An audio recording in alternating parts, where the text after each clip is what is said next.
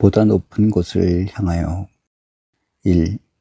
민주적 성장은 자연스러운 것이다. 집의 어린애들을 길러본다. 어렸을 때는 사랑의 보호가 필요하다. 여기에 문제가 되는 것은 사랑이 있는 보호이다. 사랑이 없으면 부모 중심의 보호가 된다. 사랑이 있다는 것은 자녀들을 위한 보호이며 부모들의 즐거운 희생이 동반된다. 애들이 자라 중학교나 고등학교 학생이 되면 부모는 보호의 책임에서 대화와 협조의 위치로 바뀐다. 그렇게 되지 않으면 반항기에 처하는 자녀들의 저항이나 심했을 경우에는 자녀들의 가출과 탈선을 유발하기 쉽다. 아주 잘못되면 가정의 파탄을 가져올 우려도 생긴다.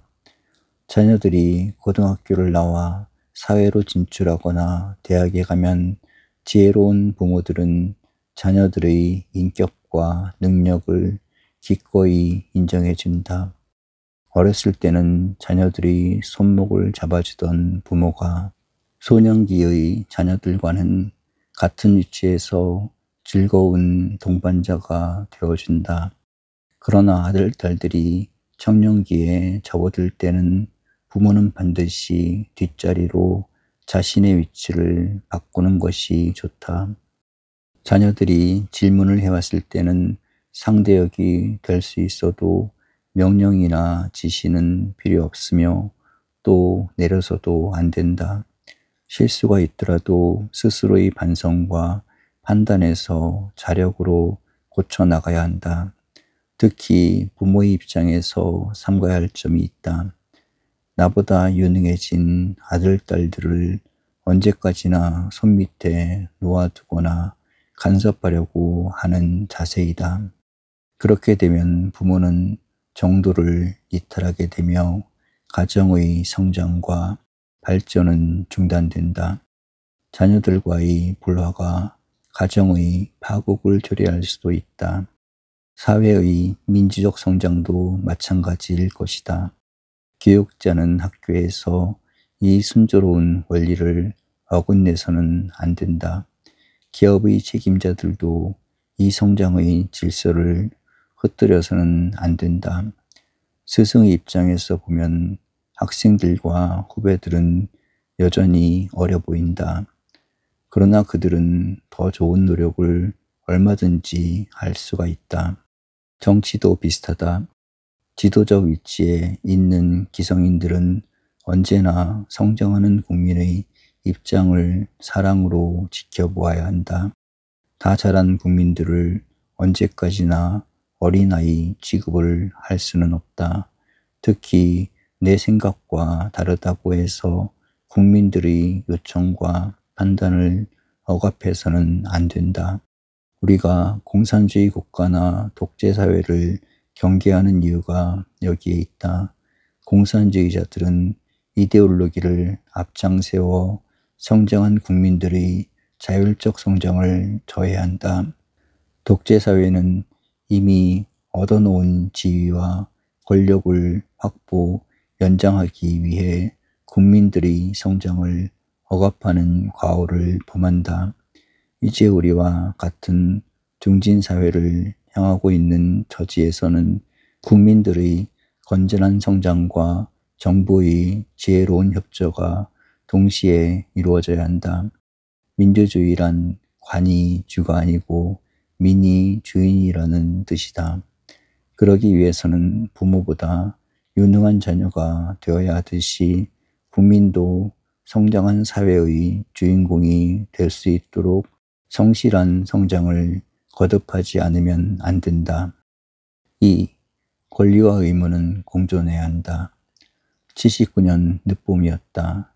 세계은행이 한국 경제를 우호적으로 평가하면서 몇 가지 측면적인 공고를 하고 있었다. 한국의 금융기관이 자율성을 회복해야 한다는 것이었다. 율산 사건으로 금융계가 위축당했고 한 은행장이 법의 규제를 받는 결과가 있었기 때문만은 아니었을 것 같다. 율산사건 이전부터도 금융계가 재무부의 지휘 밑에 있었다는 사실은 누구나 걱정하고 있었다. 그것은 교육계도 마찬가지였다. 이러다가는 교육의 자율성은 약화되고 모든 학교가 문교부의 학교라는 평을 받을지 모른다고 과민스러운 걱정을 하는 이도 있을 정도이다. 재무부와 금융계의 모든 역량을 최대한도로 발휘해도 경제와 금융계의 난국을 극복하기 어려운데 하물며 모든 금융기관이 재무부의 지시대로만 움직인다면 국가적인 손실이나 국민들의 기운은 점점 더 커질 수밖에 없다. 그 하나의 병폐가 율산사건으로 나타났던 것이다. 그러면 이러한 문제의 시정은 어떻게 가능해지는가? 인간은 사회생활을 할 때 언제나 권리와 의무를 동시에 갖추는 법이다. 지극히 작은 일을 밑의 사람에게 맡길 때에도 의무와 더불어 권리와 함께 의무를 동시에 주어야 한다. 그것은 사회생활의 원칙이다.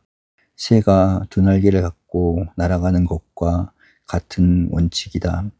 그런데 사회가 잘못되었을 때는 윗사람은 권리를 차지하고 밑의 사람에게는 의무만을 부여한다. 일이 잘못되었을 때는 일을 시킨 윗사람은 책임을 지지 않고 밑의 사람만이 책임을 지게 된다. 사회의 제도와 구조가 그렇게 되면 우리는 무슨 일에 있어서도 사회적 성장과 발전을 누리지 못한다. 후진사회에 가보면 이해하기 어려운 현실을 본다. 어떤 서류가 관청에 접수된다. 계장이나 과장들은 아무 권리가 없다. 서류가 그대로 장관에게까지 전달된다. 장관에게서 예스가 되면 모든 것이 예스다. 또 윗사람에게서 노가 되면 무조건 노가 된다. 그러나 정돈된 사회는 다르다. 과장이 노우면 그 꼴은 윗자리에 가서도 노우다. 과장은 자기 나름의 권리를 갖고 있기 때문이다. 그렇게 유능한 공무원들이 권리와 의무를 동시에 갖지 못한다면 그들의 창의력과 발전적 정신력은 무엇에 쓰자는 결과가 되겠는가? 우리도 하루속히 사회 모든 분야에서 권리와 의무가 공존하는 질서를 만들어 가야 하겠다. 3. 돈과 일의 순서. 어느 날 나는 아내에게 이번 토요일에는 같은 시간에 두 곳에서 강연 청탁이 왔는데 어느 편을 택했으면 좋을지 모르겠다고 말했다. 아내는 돈을 많이 주는 곳에 가야지요 라고 웃으면서 말했다. 그래서 나는 오래전 같으면 가난하게 살았으니까 사례금을 따라 선택할 수 있었어도 지금은 그렇게 가난한 편은 아니니까 일이 중한 편을 택해야 하지 않겠어요? 라고 묻는다. 아내는 중요한 일이면 강연료도 많을 것이 아니겠어요? 라는 의견이었다. 아내는 나못지 않게 절약하는 편이다. 자기 옷이나 소지품은 언제 보아도 초라할 정도이다. 그러니까 딸들이 그 생활을 배운다. 가난하기 때문이기도 하나 절약이 몸에 뱄기 때문에 사치를 모르고 자랐다. 아내는 때때로 딸들은 좀 호화롭고 즐겁게 살아야 할 텐데 라고 말한다. 자녀들의 행복을 원하는 마음에서일 것이다. 사람들은 누구나 가난할 때에는 돈을 중심으로 모든 것을 판단한다. 돈이 다른 문제들을 해결하는 원동력이 된다. 그러나 어느 정도의 재정적 빈곤기를 넘어서면 돈보다도 일이 귀하다는 생각을 해야 한다. 언제까지나 돈이 목적이어서 사는 사람은 그만큼 유치하며 값 있는 생활을 하지 못한다. 돈보다 귀한 것은 일이며 일을 위해서는 일을 한다는 뜻은 자연스럽고도 당연한 인간의 자세이다. 일찍 그 뜻을 깨달을 수 있다면 그는 그만큼 행복해진다. 나는 아내에게 웃으면서 돈보다도 중요한 일을 택하세요 라고 말할 때까지는 아직 오래 걸리겠군 하고 말했다. 이제 이러한 가족 간의 대화가 고생스럽더라도 옳은 일을 택합시다 라든가 고통스럽더라도 남을 위해 애써 봅시다 라는 차원까지 올라갈 수 있다면 그 가정은 뜻있게 사는 가정이 될 것이다.